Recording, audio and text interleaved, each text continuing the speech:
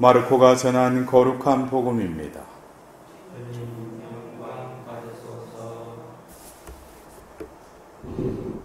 그때 예수님께서 배를 타시고 건너편으로 가시자 많은 군중이 그분께 모여들었다. 예수님께서 호숫가에 계시는데 야이로라는 한 회당장이 와서 예수님을 뵙고 그분 발 앞에 엎드려 제 어린 딸이 죽게 되었습니다. 가셔서 아이에게 손을 얹으시어 그 아이가 병이 나아 다시 살게 해 주십시오 하고 간곡히 청하였다. 그리하여 예수님께서는 그와 함께 나서시었다. 많은 군중이 그분을 따르며 밀쳐댔다. 그 가운데 12해 동안이나 하혈하는 여자가 있었다. 그 여자는 숱한 고생을 하며 많은 의사의 손에 가진 것을 모두 쏟아 부었지만 아무 효용도 없이 상태만 더 나빠졌다. 그가 예수님의 소문을 듣고 군중에 섞여 예수님 뒤로 가서 예수님의 옷에 손을 대었다. 내가 저분의 옷에 손을 대기만 하여도 구원을 받겠지 하고 생각하였던 것이다. 과연 곧 출혈이 멈추고 병이 나은 것을 몸으로 느낄 수 있었다. 예수님께서는 곧 당신에게서 힘이 나간 것을 아시고 군중에게 돌아서시어 누가 내 옷에 손을 대었느냐 하고 물으셨다. 그러자 제자들이 예수님께 반문하였다. 보시다시피 군중이 스승님을 밀쳐대는데 누가 나에게 손을 대었느냐 하고 물으십니까?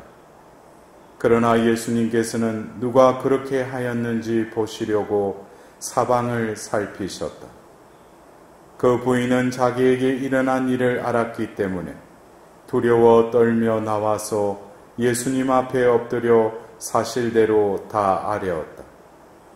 그러자 예수님께서 그 여자에게 이르셨다. 딸아, 내 믿음이 너를 구원하였다. 평안히 가거라. 그리고 병에서 벗어나 건강해져라. 예수님께서 아직 말씀하고 계실 때 회당장의 집에서 사람들이 와서는 따님이 죽었습니다. 그러니 이제 스승님을 수고롭게 할 필요가 어디 있겠습니까? 하고 말하였다. 예수님께서는 그들이 말하는 것을 곁에서 들으시고 회당장에게 말씀하셨다. 두려워하지 말고 믿기만 하여라. 그리고 베드로와 야고보와 야고보의 동생 요한 외에는 아무도 당신을 따라오지 못하게 하셨다. 그들이 회당장의 집에 이르렀다. 예수님께서는 소란한 광경과 사람들이 큰 소리로 울며 탄식하는 것을 보시고 안으로 들어가셔서 그들에게 어찌하여 소란을 피우며 울고 있느냐? 저 아이는 죽은 것이 아니라 자고 있다 하고 말씀하셨다. 그들은 예수님을 비웃었다. 예수님께서는 그들을 다 내쫓으신 다음 아이 아버지와 어머니와 당신의 일행만 데리고 아이가 있는 곳으로 들어가셨다. 그리고 아이의 손을 잡으시고 말씀하셨다. 탈리타 쿰, 이는 번역하면 소녀야 내가 너에게 말한다 일어나라는 뜻이다. 그러자 소녀가 곧바로 일어서서 걸어 다녔다. 소녀의 나이는 12살이었다. 사람들은 몹시 놀라 넋을 잃었다. 예수님께서는 아무에게도 이 일을 알리지 말라고 그들에게 거듭 분부하시고 나서 소녀에게 먹을 것을 주라고 이르셨다. 주님의 말씀입니다.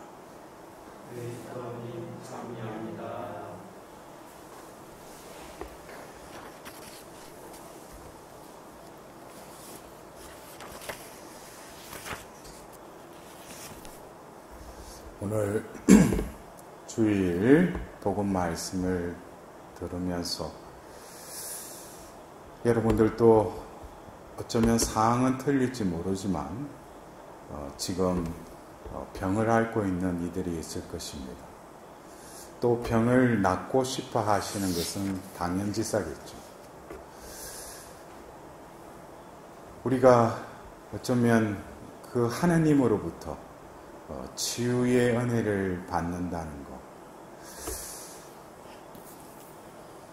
저도 여러 곳에 가서 어떤 강의나 피정을 할 때 그곳에 참석하신 분들이 그런 치유를 받기 위해서 오신 분들이 많습니다. 근데 우리가 이 병은 치유를 받고 낫는 것이 그게 목적이지만 과연 병이 낫는 것이 그것이 하나님께서 치유의 은총을 베푸셔서 열매 맺고자 하는 것이 병이 낫는 것이라고 생각하셔요?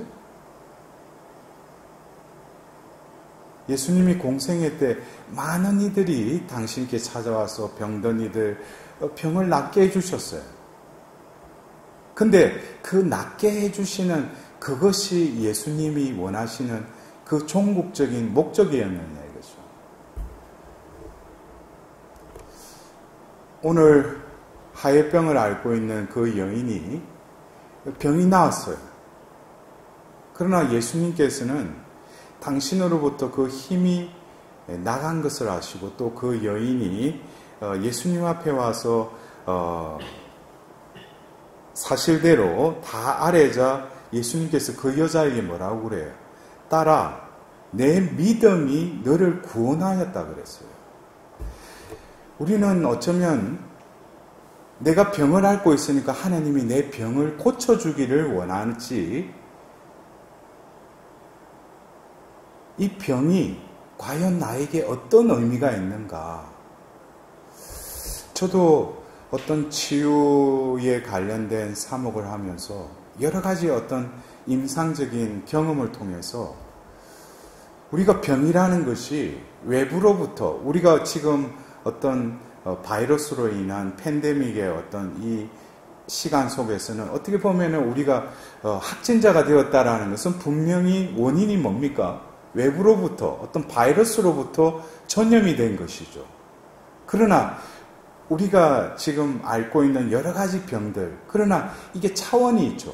의학적인 차원에서 본다면은 어떤 과학적인 측면에서 진료를 하고 진단을 내리고 어떤 처방과 더불어서 어떤 치료를 하죠.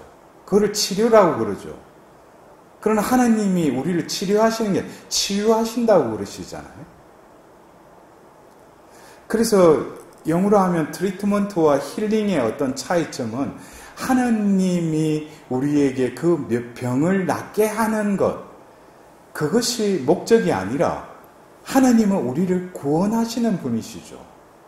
그렇다면은 우리가 내가 여러 가지 병을 앓고 있고 의학적인 차원에서 내가 어떤 진단을 받고 어떤 치료 과정 속에 있고 또 치료가 되신 분들도 있고 지금 또 치료가 잘 되지 않는 분들도 계실 겁니다. 그러나 과학적으로 판명이 되는 병도 있지만 특히 어떤 내면의 어떤 병들 이런 것은 의학적으로 과학적으로 접근하지 못하는 또 다른 차원이 있을 수 있어요. 그것을 우리는 어떤 영적인 차원이라고 그러죠. 그래서 제가 어떤 분들이 병이 걸려서 어떤 그 치유를 받고 싶어 하시는데 오늘 하혈병을 앓고 있는 이 여인처럼 12해 동안 이 여인은 숱한 고생을 하며 많은 의사의 손에 가진 것을 모두 쏟아부었다고 그랬어요. 그러니까 12해 동안 용하다는 의사한테 가서 어떤 이걸 치료를 받으려면 안 나은 거예요. 우리가 이 병이라는 것도 어떻게 정의를 내리느냐. 여러분들은 병을 어떻게 개념 짓고 있습니까? 그냥 의학적인 차원에서 그 진단 내린 그 병명, 그걸 내가 보유하고 있고 내가 앓고 있으면 내가 병자라는 거예요. 그러나 예수님께서 그 마테오를 부르시고 나서 예수님이 그러잖아요. 나는 성한 이를 부르러 온 것이 아니라 병자를 부르러 왔다고 그랬어요. 병든이, 나는 의인을 부르러 온 것이 아니라 죄인을 부르러 왔다고 그랬어요. 여기서 말하는 병자는 예수님이 보실 때는 어떤 사람을 병자라고 할 거예요? 그냥 의학적인 차원에서 어떤 병을 앓고 있는 그 사람이 병자고 나는 건강하니까 병자가 아닌 거예요. 그러나 영적인 차원에서 보면은 어쩌면 육적인 병보다도 더 무서운 질병에 걸린 사람들이 있죠. 어떤 사람들은 하나님 믿지 않아요. 또 그리고 하나님을 믿는다고 교회에 세례를 받고 신앙생활 하면서도 지금 나는 하나님과의 그 관계가 끊어진 이들, 또 누가 건면을 하고 다시금 성당 나가라고 하더라도 내 마음은 닫혀져 버려서 하나님께로 향하려고 하는 마음이 그 말 그대로 우리가 소위 말하는 냉담 중에 있는 이들, 이런 이들은 겉으로 육체적인 질병은 앓고 있지 않더라도 영적인 병에 걸려 있어요. 그래서 우리가 영적인 차원에서 바라본다면은 요즘에 그 사이코소매틱이라고 해서 심신의학이라고 해서 보통 그 우리가 외적으로 드러나는 병도 내면으로부터 기인되는 병이 있다.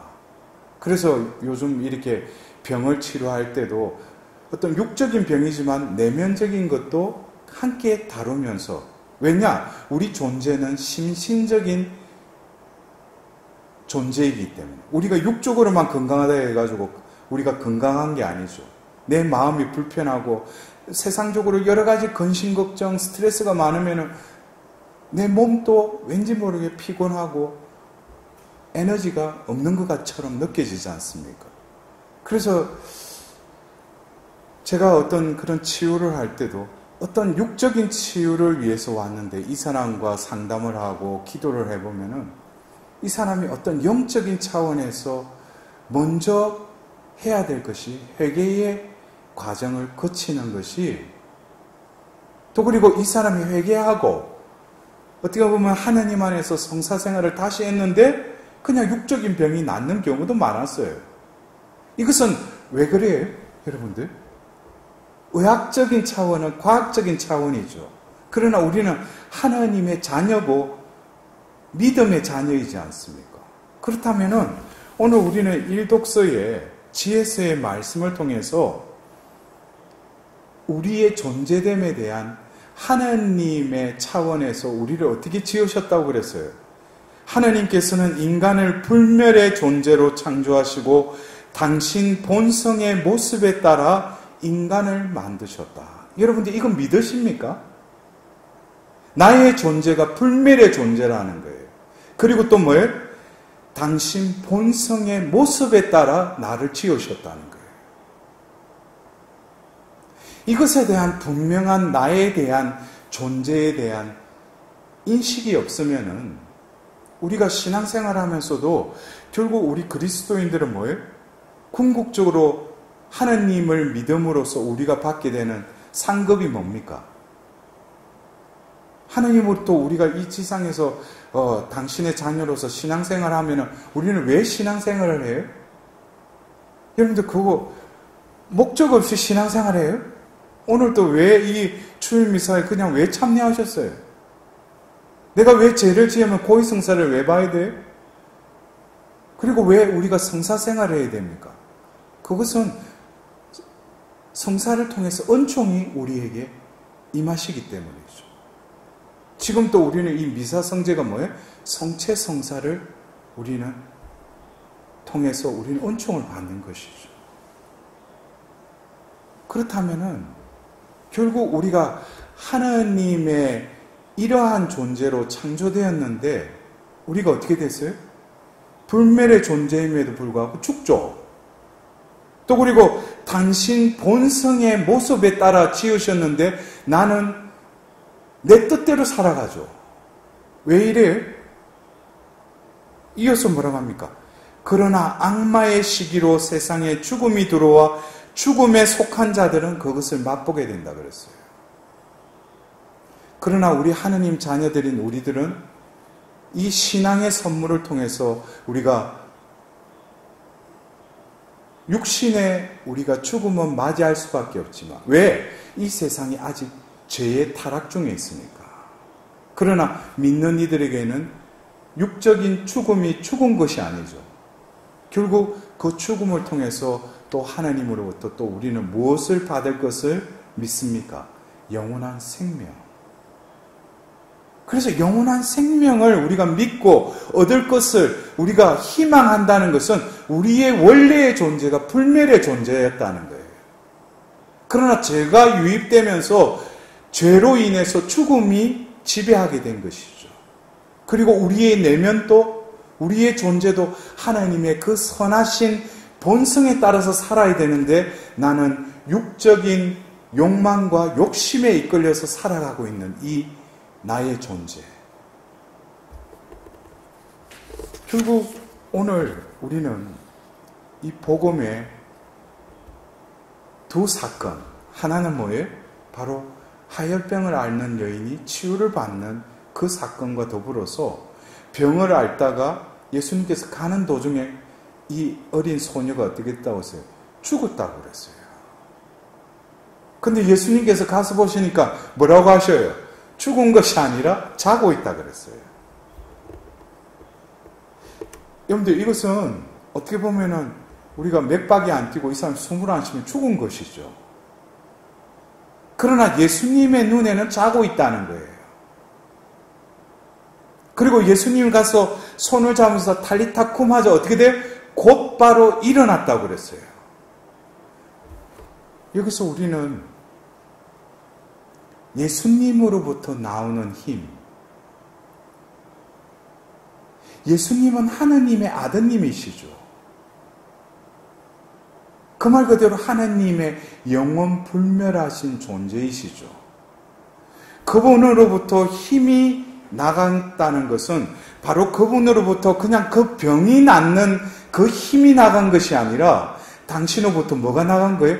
영원 불멸한 은총이 흘러간 거예요. 그러자 그 은총을 받은 그 여인은 12해 동안 효염이 없었지만 그 은총으로 인해서 먼저 육적인 건강을 체험하게 돼요. 근데 이어서 뭡니까? 예수님이 내 믿음이 너를 구원하였다 그랬어요. 예수님이 주시는 은총은 현세적으로 내가 바라는 그것을 이루어 주실 뿐만 아니라 궁극적으로 어디를 향했어요? 영원한 것으로 이어져 있다는 거예요.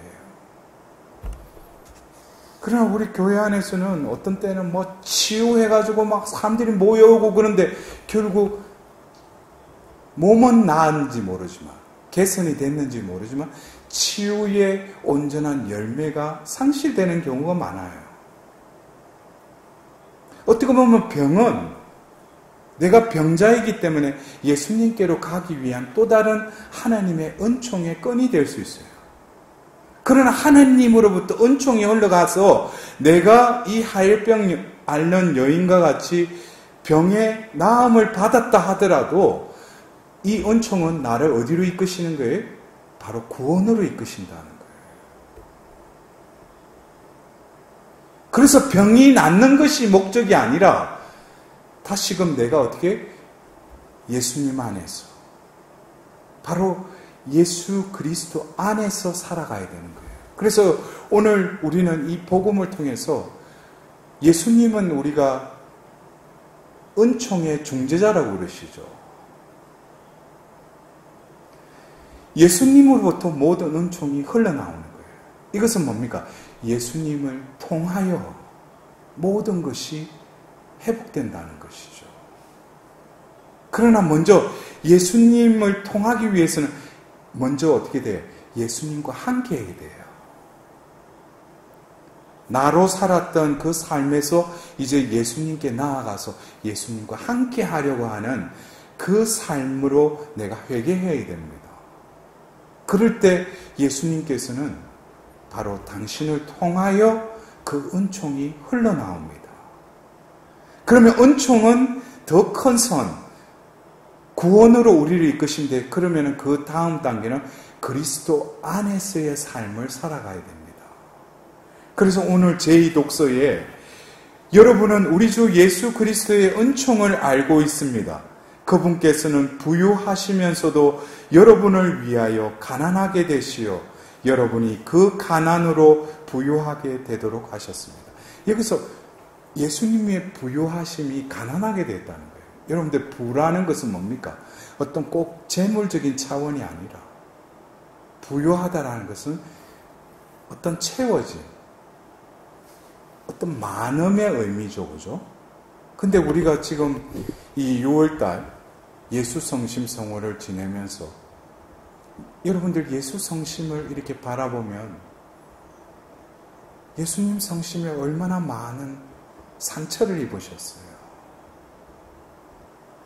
그러나 그 상처는 입으셨을 뿐만 아니라 그 상처를 통해서 우리에게 당신의 은총을 흘러보내신다는 거예요. 예수님 성심에 아로새겨진 그 상처는 우리를 당신의 모상으로 창조한 당신의 자녀들이 겪고 있는 모든 그 아픔, 그 짐, 이 모든 것이 어떻게 보면 예수님 성심의 상처에 다 아로새겨져 있어요. 그 상처로부터 당신의 은총이 흘러나와서 당신이 대신 그 상처를 짊어질 뿐만 아니라 우리의 상처를 낫게 해주시는 거예요. 그래서 우리는 하나님의 은총, 예수 그리스도를 통하여 흘러온 그 은총을 입은 자가 되었다는 거예요. 그래서 예수님은 부유하셨지만 우리를 위해서 가난하게 되셨다라는 것은 어떤 의미에 우리를 위하여 모든 것을 다 쏟아 부으셨다는 거예요. 당신의 사랑, 당신의 자비, 당신의 그 인내하심, 그 사람 영혼에게 필요한 모든 은총들을 흘러보내셨다는 거예요. 그래서 그분의 가난으로 우리는 어떻게 됐다고 했어요? 부유하게 됐다고 했어요. 그러나 이 부유함에서 멈춰서는 안 되죠. 바오로 사도는 뭐라고 합니까? 지금 이 시간에 여러분이 누리는 풍요가 그들의 궁핍을 채워주어 나중에는 그들의 풍요가 여러분의 궁핍을 채워준다면 균형을 이루게 됩니다. 결국 우리가 은총을 받으면 내가 원하던 게 이루어졌다고 거기서 끝나는 것이 아니라 내가 그분의 부유함으로부터 은총을 받았다면 나는 또다시 어떻게 돼요? 그 은총의 통로가 되어야 된다는 거예요. 그래서 이웃에게 영적으로 육적으로 궁핍한 이들에게 그 은총을 또 흘려보내야 된다는 거예요. 그렇게 될 때 어떻게 된다고 했어요? 균형을 이룬다고 그랬죠. 여러분들 WHO 요즘 그 코로나로 인해서 한 번씩 이렇게 그 뉴스에도 나오지만 WHO가 뭡니까? 세계 보건기구죠, 그죠? 그곳에서 건강에 대해서 어떻게 정의 내렸냐면은 WHO는 종교단체가 아니죠. 근데 그곳에서도 건강에 대해서 개념 짓기를 신체적으로, 정서적으로, 또 영적으로, 사회적으로 균형을 이룬 상태가 건강이라고 정의 내리고 있어요. 여러분들 건강하십니까? 건강의 기준을 어디에다 두십니까? 우리가 하나님의 자녀라면 결국 원래 지어진 하나님의 존재로 회복되는 것이 어떻게 보면 건강으로 이르는 길이겠죠. 그것은 바로 뭐예요? 영의 세계, 혼의 세계, 또 육의 세계뿐만 아니라 이 사회의 개인 뿐만 아니라 이 공동체의 모든 것이 밸런스를 맞추는 것, 균형을 이루는 것.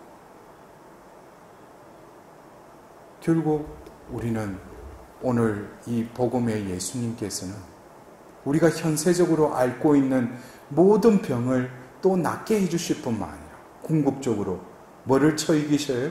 죽음까지도 처이기시는 분이시라는 거예요. 여러분들, 이분을 믿는다는 것, 이분을 주님으로 우리가 고백한다는 것이 얼마나 든든합니까? 내가 필요로 할 때 예수님이 아니라 내가 숨을 들어마시고 내쉴 때 예수님과 함께, 예수님을 통하여 예수님 안에서의 삶을 살아갈 때 우리는 이 현세에서도 균형 잡힌 삶을 살아갈 수 있는 것입니다. 더불어서 이러한 삶은 이 생에서 끝나는 것이 아니라 바로 영원한 생명으로 이루어지리라 우리는 믿습니다.